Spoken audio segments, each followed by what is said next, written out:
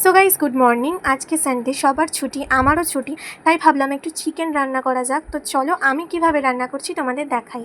তো এই যে আমি চিকেনটা ম্যারিনেট করে নিয়েছি, এতে 1.5 কেজির মতন মাংস আছে। আমি এটা ম্যারিনেট করতে দিয়েছি পরিমাণ মতো নুন, হলুদ, সামান্য তেল, কাশ্মীরি লঙ্কার গুঁড়ো আর পেঁয়াজ। আর এখানে আমি বেটে নিয়েছি টমেটো, যেটা মিক্সার মেশিনে গ্রাইন্ড করে নিয়েছি, আদা রসুনের পেস্ট, যেটাও আমি মিক্সিতে গ্রাইন্ড করেছি, আর নিয়েছি 4-5টা পেঁয়াজ, এটাও কিন্তু আমি মিক্সার মেশিনে গ্রাইন্ড করেছি। আর এরকম একটা মোটা পেস্ট বানাতে হবে। তারপরে কড়া গরম হলে তেল ঢেলে দিতে হবে, আর ঠিক তেলটা গরম হলে কিন্তু আমরা মাংসগুলো এতে এক এক করে দেব। মাংসটা একটু ভালো করে ভেজে নেব আগে।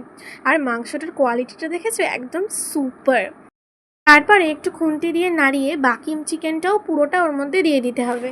এদিকে কিন্তু মাংসটা তেলে আমাদের খুব ভালো করে ভেজে নিতে হবে, যেন একদমই র না থাকে। কিন্তু পুরো মাংসটা ভাজবে না, একটু আধ ভাজা করে ভাজতে হবে।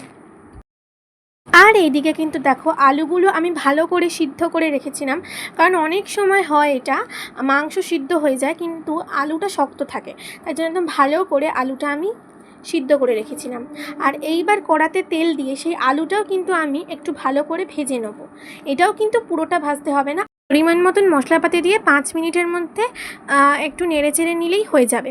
আর এই দেখো, এখানে কিন্তু মাংসটা ভালো করে ভেজে আমি তুলে রেখেছি। তারপরে কড়াতে তেল গরম হলে একটার পর এই মশলাগুলো দিয়ে একটু ভালো করে গ্রেভি বানিয়ে মাংস আর আলুটা দিয়ে দিতে হবে, ঠিক এরমভাবে যেরম আমি করেছি। আর এই দুটো মশলা দিয়ে ভালো করে কষিয়ে আমরা কিন্তু ঢেকে রাখবো। আর তারপরে কিন্তু আমার চিকেন রান্না করার রেডি।